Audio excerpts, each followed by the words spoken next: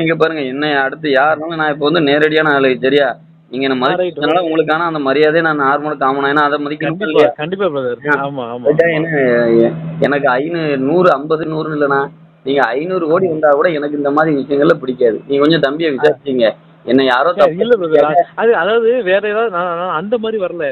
ஏதாவது நம்மட்ட இருந்து ஃப்ரீயானா வேற உங்களுக்கு வேற ஏதாவது செல்ஃபி மாரி வேற ஏதாவது நம்ம சேர்ந்து செய்யலாமா? அப்படி இந்த மாரி கேட்டேன். வேற ஒண்ணும் இல்ல. Right, right, right. நான் உங்களுக்கு ரைட் சொல்றேன் இல்லையா? பிரதர். ஒண்ணுமே பிரதர். நீங்க ஏதோ இல்ல தவறுதலா நினைக்க இல்ல வேண்டாம். நான் சரியா? எப்படி தவறுதலா சொல்றேன்னா, நினைக்காதீங்க. உங்களுக்கு மேல ஆமா, சொன்னவர்ட்டயே சொல்லுங்க.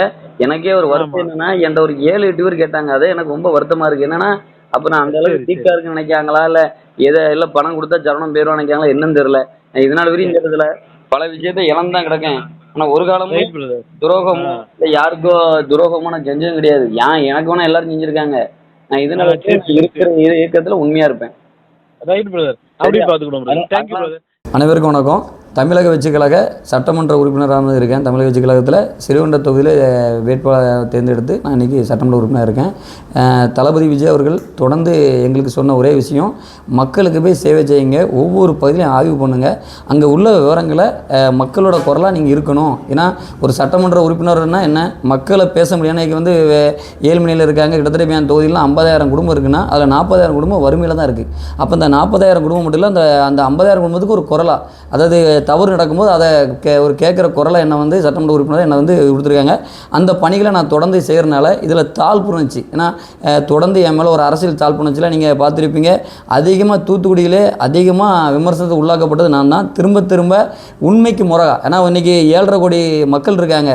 ஒரு எம்எல்ஏ மீது ஆதரமற்ற குற்றச்சாட்டை சொல்கிறது இயல்பு. ஆனால் என்னை தனிப்பட்ட முறையில் என்னை பணியை வந்து செய்ய விடாமல் என்னை திரும்ப வந்து எதிர்ப்புகளின் ஒரு தவறான ஒரு இதையும் வந்து இது பண்ணுறாங்க. இது போக இல்லாமல் நிறைய நபர்கள் என்னை வந்து டேரெக்டாக நீ 30 கோடி தரேன், 50 கோடி தரேன், 100 தரேன், இல்லை அதையும் தாண்டி தரேன், நீங்கள் வந்து திமுக வந்துடுங்க, இல்லைனா உங்களை வந்து இப்படி தான் நாங்கள் பண்ணுவோம், இது தென் மாவட்ட அரசியல், கிட்டத்தட்ட தமிழ்நாட்டுக்குள்ளே 100 பணக்காரங்க இருக்காங்கன்னா அதில் 60% திருநெல்வேலி மாவட்டம் தூத்துக்குடி மாவட்டம் தான் இருக்காங்க. அதனால் தென் மாவட்ட அரசியலில் நீங்கள் வந்து கீழேருந்து ஒரு ஏழ்மனையிலேருந்து வந்துட்டீங்க. ஏன்னா நான் இப்போ நான் படுற பாடு இந்த ஏழ்மனையிலேருந்து வந்ததுனால தான். இன்றைக்கி அடிமட்டத்துலேருந்து நான் ஒரு எம்எல்ஏ ஆனதுனால என்னை வச்சு என்னென்ன பண்ணணுமோ அவ்வளோ கஷ்டத்தை உண்டாக்குறாங்க.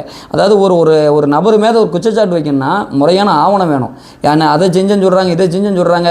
இன்றைக்கும் என்னோட தனிப்பட்ட முயற்சியில் நான் வந்து இன்றைக்கி ஒரு 12 வருஷமாக நான் ஒரு சமூகலவராக என்னோட ஆக்டிவிட்டியை தான் நான் தொடர்ந்து மக்களுக்காக பணி செய்கிறேன். இன்றைக்கும் 250 பேருக்கு இல்லம் தேடி உணவு கொடுத்துட்ருக்கேன். இந்த தூத்துக்குடி மாவட்டத்தில் இல்லம் தேடி உணவு யாரும் கொடுக்கல, நான் கொடுத்துட்ருக்கேன். தேடி வாசலில் போய் கொடுத்துட்ருக்கேன். அதுபோக என் பதில் மனித நிலைக்கணும், எல்லாரும் சமம் என்ற ஒரு விஷயத்தை உருவாக்க பெட்டி கூலிங் பாக்ஸ் வண்டி ஒரு நபர் இறந்தா இதை நான் வந்து தொடர்ந்து பண்ணிகிட்ருக்கேன். அதுமாதிரி என் பகுதியில் தண்ணி இல்லாத போது தண்ணியை 3 வண்டி கொடுத்து தண்ணியை நான் கொடுத்துட்ருக்கேன். இது போக ஆதரவு இல்லாதவங்களும் தான் ஏதாவது இறந்தாங்கன்னா யாரும் இல்லாமல் வந்து அவங்களை அடக்கம் பண்ணுறது முழுக்க சோசியல் ஆக்டிவ் ஒர்க்கில் நான் பண்ணிகிட்ருக்கேன். என்னோட முயற்சி நான் இங்கே வந்து நான் அரசியலில் ஒரு வளர்ச்சி அடைஞ்சிடக்கூடாது என்ற ஒரு கண்ணோட்டத்தில் இங்கே இருக்க திமுகவை சேர்ந்த ஏடிஎம்கே சேர்ந்த இதுக்கு முன்னாள் அமைச்சர்கள்லாம் எல்லாம் சேர்ந்துக்கிட்டு என்னை வந்து ஒன்று டிமாண்டுக்குள்ளே வா, ஒன்று எங்கிட்ட பணம் வாங்கிட்டு எங்கள் கட்சிக்குள்ளே வா, இல்லைனா உன்னை வந்து டார்கெட் பண்ணி தேவையில்லாமல் நாங்களே எல்லாம் அதாவது மொத்தமாக சேர்ந்து அழிப்போம். ஏன்னா அதான் நடந்துகிட்ருக்கு. நீங்கள் இப்போ என்னை வந்து சோசியல் மீடியா நீங்கள் பார்த்தா தெரியும், முழுக்க குறிப்பிட்ட நபருக்கு மட்டும் திரும்ப என்னை பற்றி தவறான விஷயங்களை சொல்கிறாங்க. எதை சந்தை எந்த ஒரு ஆய்வு நான் செஞ்சாலும் அந்த ஆய்வை எதிர்மறையான விமர்சனங்களோ தப்பானதை கொண்டு போயிட்டுருக்காங்க. நான் எதுக்கும் அஞ்ச போகிறதில்ல. ஏன்னா எனக்கு தளபதி விஜய் அவர் சொன்னது தான், மக்களுக்கு சேவை செய்ய சொல்லியிருக்காங்க. நான் தொடர்ந்து முன்னு போக போகிறேன். என்னோட நோக்கமே ஒன்று தான், நல்லது செய்கிறது. அதனால தான் இங்கே தமிழக வெற்றிக் நான் பயணித்து இன்றைக்கி இந்த நல்லதை செஞ்சிட்ருக்கேன். இதில் வேறு 1,05,000 சம்பளம் வேறு எனக்கு தராங்க. நான் தொடர்ந்து என் மக்களுக்காக என்றைக்கும் உறுதுணையாக இருப்பேன்.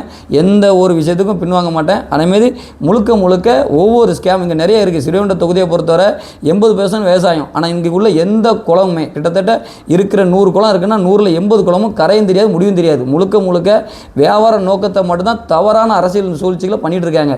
இதெல்லாம் நான் வந்து ஒவ்வொன்றா எல்லாத்தையும் எடுக்கிறனால இதன் மூலமாக இங்கே வந்து அந்த வியாபார பணம் சம்பாதிக்கின்ற நோக்கத்தில் இருக்க சில நபர்களோட முகத்திரையில் கிழிக்கப்படும். இந்த லஞ்சம் இல்லாத ஒரு சிறுகுண்ட தொகுதியாக மாறும் என்ற நிலையை வந்து இவங்க பயந்து வந்து என்னை வந்து டார்கெட் பண்ணி இது பண்ணுறாங்க.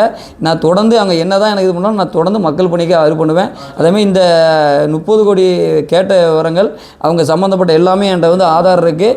அதை நெல்லையை சேர்ந்த ஒரு தேட்டரு ஓனரும் அதுக்கு சம்மந்தப்பட்ட அடுத்து இந்த கரண்ட் முன்னாள் அமைச்சர் அனிதா ராஜனோட கூட இருக்க 4 பேர் பேசியிருக்காங்க. ஒரு ஆள் பேசல, 4 பேர் பேசியிருக்காங்க. எல்லாமே ரெக்கார்ட்மெட்டிக் ஆதார் இருக்குது.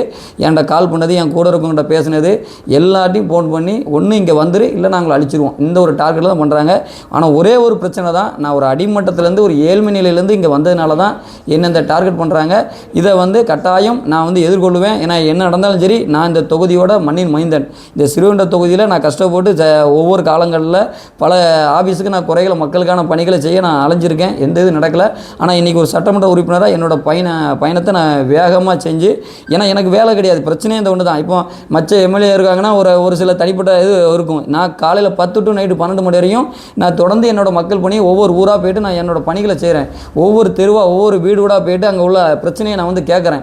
இதெல்லாம் பார்த்தோன்னா அரசியல் சால்வ் பண்ணி இவனை வளர விட்டால் நமக்கு பெரிய இதாயிரும், இவன் எல்லா தவறையும் வெளியே கொண்டு வரேன் என்ற இது எதிர்ப்பில் என்னை வந்து, ஏன்னா மக்கள் ஆதரவு முழுக்க எனக்கு ஸ்ரீவைகுண்டத்தில் முழுமையாக இருக்கிறதுனால என்னை வந்து டார்கெட் பண்ணி இது பண்ணுறாங்க. இந்த நிலையை உடைச்சி நான் என் தொகுதியில் ஒரு நல்ல இந்த ஸ்ரீவைகுண்டத்தோட தூத்துக்குடி மாவட்டத்திலே ஒரு தனிப்பட்ட ஒரு தொகுதியாக வளர்ச்சியை வந்து மேம்படுத்துவேன். இது மட்டும் இல்லாமல் தமிழ்நாட்டிலே இது ஒரு பெஸ்ட்டாக ஒரு தொகுதியாக கொண்டு வரக்கான முயற்சிகளை நான் வந்து எடுப்பேன். என்னுடைய தலையை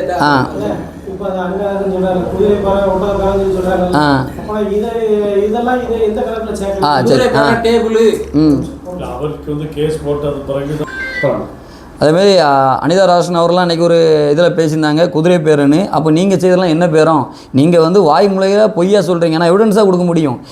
என்னோட எம்எல்ஏ கோட்ரஸ் ஆஃபீஸில் வந்து உட்காந்துருந்து நான் அன்றைக்கி வந்து மிரட்டுறாங்க. மிரட்டி ஒன்று எப்பா நீ கீழேருந்து வந்தவன், நீ வந்து வண்டியில் போனால் உன்னை லாரியில் அடித்து தூக்கிடுவோம். அதேமாதிரி நடந்துச்சு. ஒரு 25 நாள் முன்னே எங்கள் எப்போது ஒன்றரை பக்கத்தில் என்னை எதிர்த்து ஒரு லாரி வருது. அந்த வண்டி வந்து நான் என்னடா எதிர்த்து எதிராக வரைஞ்சோ, நான் தான் வண்டி ஓட்டுறேன். ரைட் சைடு ரோட்டில் ஏறி என்னோட கார்லேருந்து நான் ரைட் சைடில் ஏறி தப்பிக்கிறேன். இதுதான் இன்றைக்கி நடந்தது. நான் அந்த என் வண்டியோட 25 நாள் கம்பெனியில் வந்து கிடந்திருக்கு. முழுக்க அன்றைக்கி நான் தப்பிச்சதே பெரிய விஷயம். நான் எதார்த்தமாக நடந்துச்சா இல்லை எனக்கு சரியா, இது வந்து முழுக்க எனக்கு வந்து நிறையா ஒரு தவறுகளை, அதாவது இந்த மக்கள் குறைகளை கையில் எடுக்கிறனால நிறைய எதிர்ப்புகளை கொண்டு வாங்க. அதுமாதிரி இவங்களோட டார்கெட் என்னென்னா, இந்த ஏலத்தை சொல்லி இவங்களை வந்து இங்கேருந்து மாற்றணும், இவங்களை வந்து இது பண்ணணும் அப்படின்னு ஒரு முயற்சியை பண்ணிகிட்டு இருக்காங்க. இதுக்கெல்லாம் நாங்கள் அஞ்ச போகிறதில்ல. எப்போவுமே தமிழக வெற்றிகளத்தோட தளபதி விஜயோட இதில் பயணத்தில் இருந்து மக்களுக்கான சேவை பண்ணுவோம். இங்கே உள்ள அத்தனை விஷயத்தையும் முறையான தவறான விஷயத்தை பூரா கையை வெளியெடுத்து முறையான விஷயங்களை முறைப்படி கொண்டு வர சொல்லுவோம். சம்மந்தப்பட்ட அதிகாரிகளை சொல்லி அதை வந்து யாருக்கும் இது இல்லாமல் ஒரு மக்கள் சேவையாக உருவாக்குறதுக்கு முயற்சி பண்ணுவோம்.